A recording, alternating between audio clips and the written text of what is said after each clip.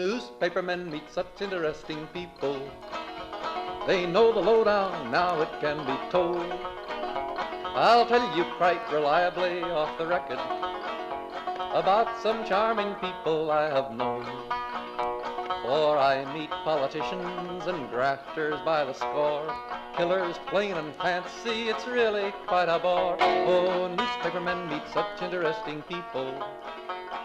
The Media Project gives you a half hour of commentary and analysis from some veteran journalists, and we hope that we have some insight into what's going on in the world of journalism today. I'm Rex Smith, former editor of the Times-Union, now at theupstateamerican.com. With Ira Fusfeld, former publisher of the Daily Freeman and affiliated publications in Kingston, New York. Judy Patrick, the former editor of the Daily Gazette in Schenectady, now vice president of the New York Press Association. And Dr. Alan Chartock, the CEO of Northeast Public Radio, columnist, commentator, former publisher of, what was that Fire Island publication again? Your loyal servant, sir. Wonderful indeed. Alan, I want to know what you think about this because you are Dr. Chartock, you know. Yeah, I am that. Indeed. Oh, as the old saying goes, Subi Sales, or somebody said it, I am and you're not. Well, doctor, it hurts when I go like this. Yeah, exactly. Don't go like Don't go like you don't this. go like that. So what do you think about Omicron? What do you think specifically about the coverage of the Omicron? Here's the point. Yes. Our political class has panicked. They panicked because they remember Donald Trump standing up there and saying, hey, it's not too much, doesn't really matter, we're not going to be that affected by it.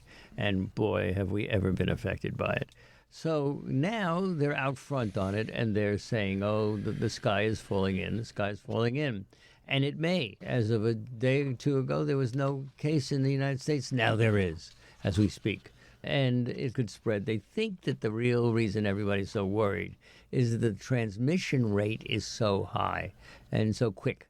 So we'll see, but the news media, not to be outdone, will follow the political class and what they're doing. Well, I was just going to say, is this a chicken or an egg? Because I wonder whether the political class followed the news media. I agree with you that the politicians want to get out in front of this, but I wonder whether or not the media really leapt too far too soon. There's that line between the importance and the necessity of covering a story and covering it so much that it seems like it's way out of proportion. And at least based on what we know now, it seems to me the coverage has been out of proportion. It may prove to, when they get more information, it may prove out, but I'm not sure we're there yet. What do you think, Judy? Well, I thought the initial coverage was fine. It was explained why we were calling it Omicron. I can't exactly remember why, but there was a rationale for the naming of it, and it talked about the potential for the increased transmission. So I thought the first couple of days were fine, but we have to remember it was on Thanksgiving weekend, and that's traditionally a slow holiday news weekend. But then you saw the stock markets drop considerably, and you had Ben Bernanke talking about how this could affect things. And then you had the guy from Moderna saying maybe our vaccine may not work against this. And so I think the news media had a couple of nuggets to go with, and they have run with it considerably, and I'm worried. Part of it is the human impulse to love to panic, isn't it? We really are drawn to bad news. We tend to think, oh, gee, this is important. And so naturally, the doomsday headlines, in effect, reflect what society is. But if you're a journalist, you have to report what people are doing. And when scientists themselves are speculating about things and are saying, well, this could be bad, it could be good, we don't know, it's very hard to get that nuance across in the span of a 72.6 column headline, you know? And by the way, Rex, you're quite right, but when the President of the United States is taking it very, very seriously, and the news media is covering the President of the United States, who are the press? Who are we to say nothing doing? Well, I've said this till I'm blue in the face. When cable, Yeah, he doesn't look that blue. It's a little chilly this morning. When cable news correctly every hour or so has a different program on, and each of the programs are individual entities for which the news is reported. If you choose to watch the 1 o'clock program or the 10 o'clock program, you'll get your news, and it will seem to be proportionate to the importance of what news is.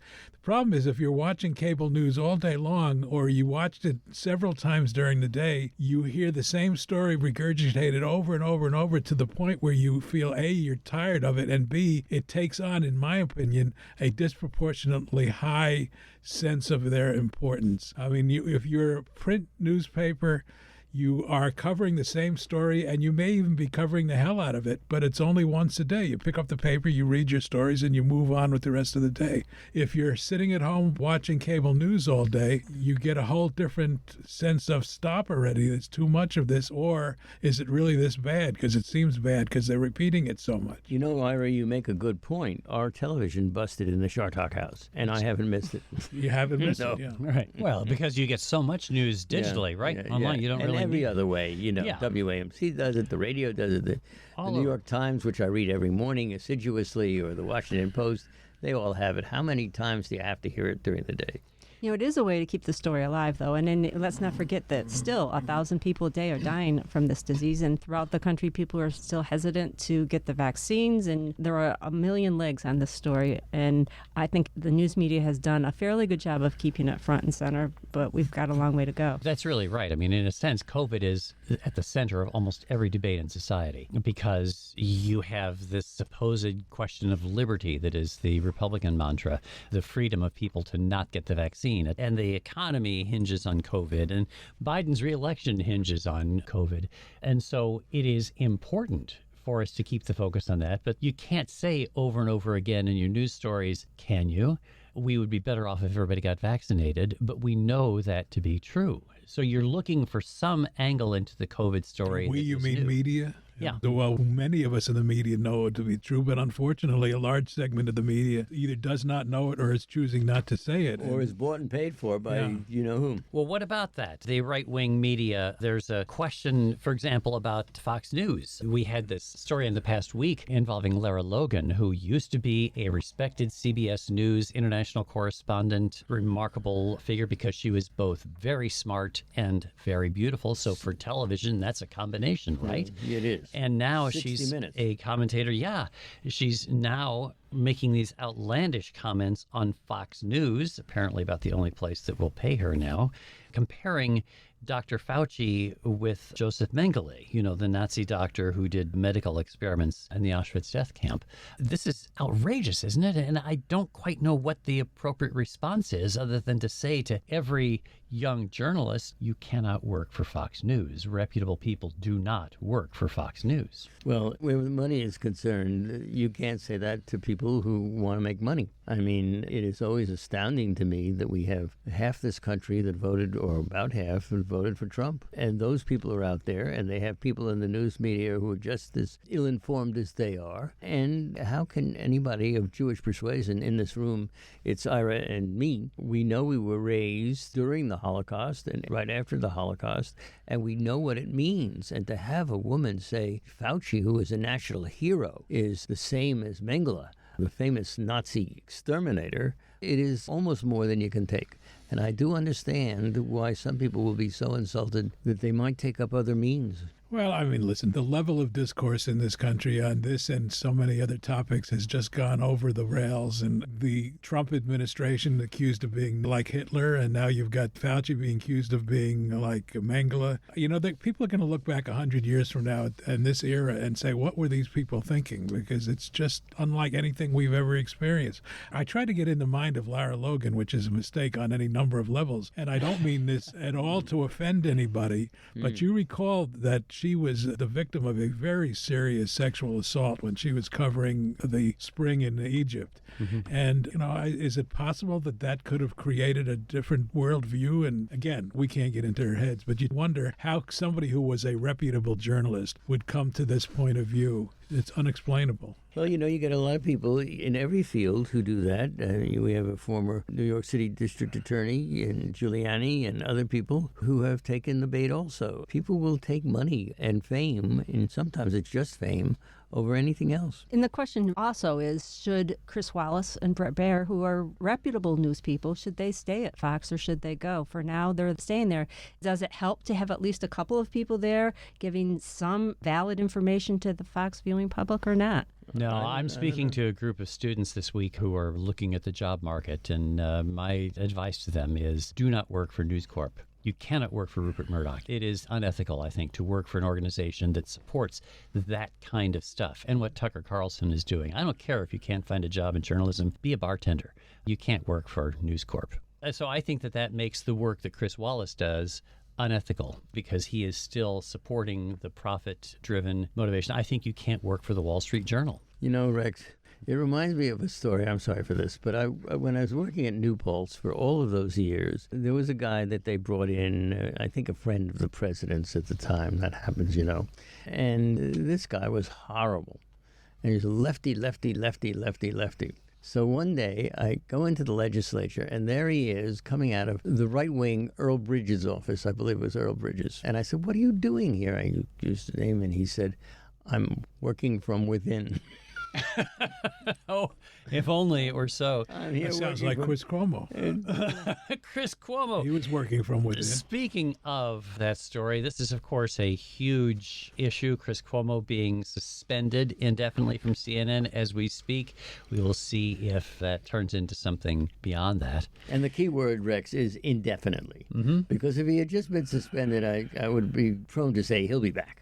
Whereas when you use the word indefinitely, it generally means forever. Well, I think it was very easy to predict that he should have been and eventually was suspended. I am very curious as to know if it's a suspension with or without pay, or is it just we're putting you on the sidelines, but don't worry, you're still going to get your check. I was very confident they were going to discipline him to the suspension. I'm not quite as confident that they're going to permanently disassociate themselves from him. Well, you know, you're much smarter than I am, Ira. I've always known that, but I did not, because they didn't suspend him the last time they found out about but that's part of the reason why this was a must, because what he quote-unquote admitted to initially was not as bad as the documents released showed it to be. And plus, he, in effect, did not tell the truth to Jeff Zucker, the head of CNN, and that's a bad deal. You can't be lying to your boss, particularly in that kind of situation. Yeah, well, let me just say, I knew this woman on Fire Island. She would lower her eyes at you when she didn't agree with you, and she'd say, as I'm about to say to you, Ira, I see. I think there should just be a limit of one Fire Island reference. Just for the record. We budgeted. Well, there's nothing that is more reprehensible than a journalist or a major journalist like yourself, Judy, who tells anybody else what to say. So, and the Chris Cuomo, can I say, why didn't CNN do more up front about asking Chris Cuomo the questions that needed to be asked? Why didn't they ask the kind of questions that apparently the Attorney General's office asked? The other thing, this whole idea of family first, job second.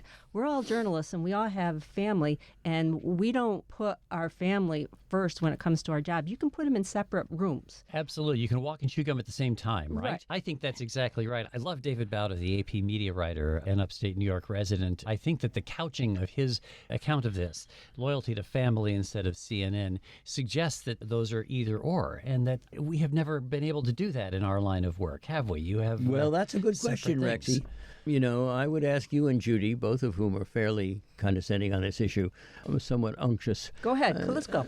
I would ask you, has a family member ever come to you and said, could you do me a little favor? No. No. They know better than to do that. No. And friends. I have a wonderful friend who used to run a not-for-profit who said it does me no good to be your friend. In fact, it's a disadvantage because you won't do anything for me. And it's problematic. But I think that that shouldn't be an issue. Chris Cuomo should have known from the get-go that he couldn't advise his brother on this. It's a simple matter. Say, love you, bro, but I can't talk to you about this, obviously, given my job. By the way, I agree with you, but the sanctimoniousness from both you and Judy is overwhelming. You know what? If Andrew Cuomo was any kind of a brother, he would have not involved his brother. I mean, he put his brother and his brother's $6 million a year salary at risk. What kind of a brother is that? And you can call it sanctimony, but I'll tell you, it is that sort of opinion, it's that directive that keeps journalism clean in this country, instead of having it be like in a controlled economy, a controlled state like China, where there is no coverage, for example, of the disappeared tennis player. And that is because the Chinese media is under the control of the government. So, sanctimony, yes, but we're right about this. Rexy, sir. It is so hard for me to believe that neither you or Judy, both of whom had major editorial responsibilities, were never approached by somebody who said, either from family or others, said, can you get a little story about my garden party in the paper? My relatives don't do garden parties. That is so. Seriously. But would people, acquaintances, sometimes call me and ask if we can do a story? Sure. But, you know, the surest way, by the way, if you're an editor editor of a And you paper, never complied, right? the surest way as if you're an editor to not get something published in the paper is to try to get something published in the paper. I used to tell that people would call, can we keep this out of the police report? And I said, well, gee, we didn't know about it. Thank you very much. Yeah. By the way, put yourself in Zucker's position regarding Cuomo's long-term future. He is their highest-rated program. Yep. But he is still third in the ratings in that time slot. Now, that reminds me of a story in sports when Ralph Kiner, the famous home run hitter, went to try to get a raise from his team after leading the league in home runs several years in a row. And the general manager said to them, we finished last with you, and we can finish last without you. And right now, Cuomo may be their highest-rated, but he's last among the three majors at 9 o'clock. Yeah, I pulled some numbers. So Chris Cuomo, in the first week in November, he pulled in 684,000 total average viewers. Fox, in comparison, was 3.4 million. Yeah. Wow. And Chris Cuomo's ratings have been on a gradual slide since the summer. Well, Judy, I know you're serious, and I have to take you very seriously. Especially when I put my glasses That's on. exactly what I was going to say. You anticipated my very remark. Well, I think it's not a prop. I think actually she needed those glasses, but it looked good. This is a good thing. Anyway, There's nothing like preparation for this program, I can tell you that much. how would you know? Exactly, Rex. This is the Media Project. If you haven't joined us before, we offer apologies for just. Actually, that means if we have new audience, that means they haven't heard the Fire Island stories, Alan. So what a great opportunity this is. Fire Island is a big part of my life. That's all I got to say. It's someplace in Long Island, apparently. Apparently Don't so. encourage him. He'll tell the chicken story next. Oh, no. That's Alan Chartock, Ira Fusfeld, Judy Patrick, and I'm Rex Smith. And if you want to have your view shared here, or your stories about Fire Island, media@wamc.org is the email address, and we're always happy to talk to you. What about inflation, by the way? I mean, there's so many big stories here that we need to deal with this week, and the program's only a half hour long. Do you know that, Alan? It should be an hour. Oh, well, I mean, if only we had somebody with power at this radio station here. But if you came to me, I'd have to say no. I don't respond to Right. requests. Excellent. He's got his ethics. Inflation. We see and hear in the media these days an awful lot of talk about inflation, and yet the question is that also a story that is being overplayed? Is, in fact, media coverage of rising prices fueling the inflationary bubble? Is it out of sync to what's really going on? Interesting question. Does the very publication of a story encourage other people to take it seriously, right? I mean, that is a very profound question. Unusually so, Rex. Thank Right. you. These 88% of Americans are worried, according to CNBC reporting. USA Today, inflation's wrath hits home. The headline about, even your coffee is going to be subject to inflation. So people talk about it. It is obviously going to become the central focus at this point of the Republican campaign next year, and the question about who's to blame for it and so on. I think there's some question as to whether the whole issue is being misstated, because when you look at the comparison year over year, of course, you're looking at the coronavirus year and trying to, again, put nuance into a story when so much of news consumption is on television, is these little hits, is a very difficult matter. I don't know, Rex. You get into a public transportation, you pay twice as much as you did a few years ago. It's going to hurt, and it's going to hurt like hell. And you're going to be angry. But is it double than it was? Well, look at what it costs to ride the subway in New York right now. I was recently there, and, I remember when it was a nickel. It's a dime now? My God. But if you compare What's a nickel? gas prices to a year ago, or even in Trump's tenure, he was always bragging about how low gas prices were. And gas prices were low during the pandemic because nobody was going anywhere, and there was a surplus of gasoline on the market. that's right. Same with a lot of things. And I do think that the coverage is driving people's fears. I mean, a box of cereal has been $4 for the last 5 years. I thought it was really high 5 years ago, but it's not anything that's new. So once again, I ask the question, is it chicken and egg? Is the coverage too much because they're misinterpreting the statistics that you just raised? Or are they simply trying to respond to the concerns they're hearing from their readers or listeners or viewers, and they're regurgitating it back out in a circle? Who's driving the additional coverage? I'm a little concerned by all of you, as opposed to me. because most of the time you are defending freedom of the press and the idea that every story... Horrors, imagine that. Freedom of the Right. press. I'm starting to get a little defending it. concerned about him. Go ahead. And that every good for you, Judy. That every story ought to be covered, and that there ought never to be any kind of censorship or even self-censorship. You always talk about how you got the news, you got to cover the news. And now the implication of what I think I'm hearing is when we do it, we are responsible for people being concerned about inflation. Inflation is very important to a lot of people in this country. But is it as it's being portrayed? Is inflation because of all negative things that happen in the world, thus raising inflation? Or is it, as Judy says, it's just a comparison to when the numbers were lower for reasons that have nothing to do with the economy, just because of the pandemic?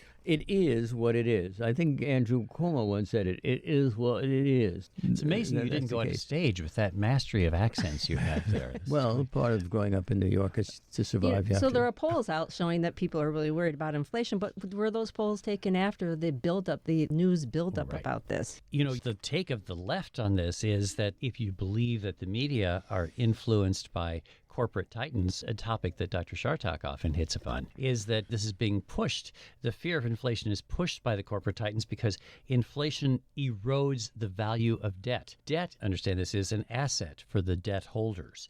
And so if your debt is fixed by a certain rate of interest, your value drops. And these corporations that hold debt, banks and insurance companies and so on, lose billions of dollars in inflation. Wait. That's So are you saying this is a conspiracy? That is what some people on the left are saying. Yeah. Well, you know, I know a lot of people go around and say what some people are saying. They really mean what I'm saying.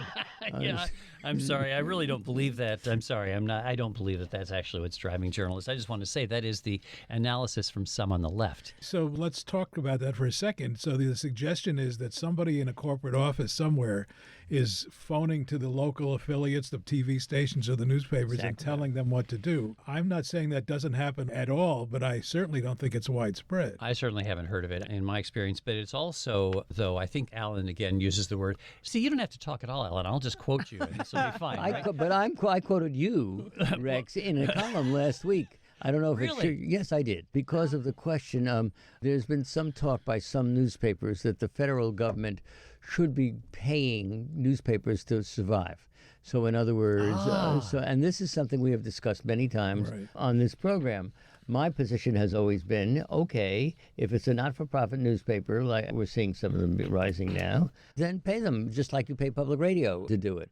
But if you're going to give money to some, rather inflated in every way publisher to survive, why would you do that? And so I quoted you as saying, you were against me on this, Rex. Well, I can't believe I missed that. I was out of town. Don't you have a Rex Smith thing on your Google where if somebody utters the word Rex Smith, it comes up? I know I do with Chartock. No. I had that, but it doesn't seem to be working. Nobody talks about me anymore. It works for me. So, Alan, are you suggesting that any entity that gets a government grant needs to be nonprofit and have their details released? Well, let's put it a little bit differently, Judy. I know you're trying to trap me here, but I'm not trying to yes, trap you. I you are. am trapping you. No, you're not. No, the fact is the government has no business supporting private industry with So with like money. Obamacare, which is a subsidy for the insurance companies. I agree health with that. insurance. I'm so we all shouldn't for- have Obamacare. We shouldn't have highway construction, in fact, because that's a subsidy for the private Now highway stop builders. it, Rex. It doesn't. How about industrial development? It doesn't. Industrial It doesn't development, dignify you guys. How about economic development? That's a well, good I'm all point. for economic about development, but I research? think there have to be guardrails. Medical research. Yeah, that's all private entities, isn't it? Well, I happen to believe that. I am a great believer, and I've said so many times, that the National Institutes of Health are responsible for much of the construction we do for the drug companies. In other words, the basic science is done by government. Then we hand it over, in too many cases, to the people, the Pfizers and the others who use it and make great amounts of money doing that. Yes, this is a very contentious issue. So really, the government ought to own everything, or everything has to be not-for-profit. Private, what are in you, your some kind your of- view, what are you, some private kind- industry has no role. What are you, some kind of communist? Now, I'm correct trying me to if probe I'm if wrong. you The are. government is not writing checks to the press. The government is extending tax credits and things of that sort. That is right. Yeah. Now, my position is, as They're not doing doing it yet. This is They're not. No, right. This is Well, something they there wanna are. do. Actually, there are tax credits. If you install a folder on your press at the Kingston Daily Freeman, which you probably did at one point, that is a cost of production that is tax But that's exempt. true for every single business in the That's United correct. States. And it also, they did many years ago establish lower postal rates for newspapers to mail their newspapers. Subsidy. It's a There you go. subsidy. Alan's against it. Yeah, but I'm against this program that's being proposed under normal circumstances. But as I said a couple of weeks ago, this is like being in quicksand, and I'm reaching out, and we're going to have to accept this money, even though it's not a good idea for us to be getting. Why money isn't it a from the good government. idea, Ira? You know damn well why it's not a good idea. Because then you're in bed with the very people you're supposed to be looking over the shoulders of. Exactly. This is part of the Build Back Better measure that passed the House. It has to go to the Senate now. So Right. Right. And it is a simple extension of tax benefits to media organizations, And which you are think- fundamentally important in Come local on, communities. Rick. Come on. You And think they are dying. Thousands of newspapers have closed in this country, and nobody is covering those local communities. And what would you do about it, Alan? How do you fix it? Well, let not-for-profit newspapers arise and support them. I think that's all that has to happen. Well, then just but the snap your idea fingers of and make it giving happen. away federal money to support certain people who are publishers who are sitting up there with a cigar in their mouths, puffing away, is not a good one. So this is all about you just want to know how much the publishers make. It's not an ethical issue about taking money from somebody you cover. You know, you and Rex are really good at trying to put words in my mouth, but it won't work. So doing pretty well. Good job. Yeah, all right. Way to go. You're- Round two. And he's against cigars, too. What's wrong with puffing on a cigar, I tell you? Cancer, it's called. There you go. Well, publishers can't do it indoors in any case. There is a proposal, Alan, that would be more to your liking, I presume, because it is a local journalism initiative to provide federal funds to not-for-profits in local communities. I'm all for it. Oh, yeah. Here we go. I'm all for it. After all, you'd have to be a big hypocrite not to understand that WAMC, which I run, or I try to run, gets money from the federal government, the Corporation for Public Broadcasting. And there are a lot of people who think we shouldn't. And maybe they're right. But the fact is, this is the way it's going. I think you guys are on the losing side of this. Write in and let us know which side won this debate. Whether the capitalists should get money directly from the federal coffers or not. Or whether Give it another couple of years, and there'll be no newspapers left to get that money. Rex, by the way, is the first one I ever heard say that. He was a courageous, and still is, a courageous journalist and the editor of a major newspaper. And he said in 10 years... But we've hung on a little bit longer, because I remember that 10 years ago, and there's still a lot. There's still a lot of newspapers, but we're not going in the right direction. Well, but as Judy can tell you, they're closing up and they're in closing, big trouble. right and left. Well, I also say a lot of them are doing okay, and then what we're going to see first is they'll probably cut days. You might see twice a week newspaper. And that is happening and right and Judy's left. job, And of that's all we have time for.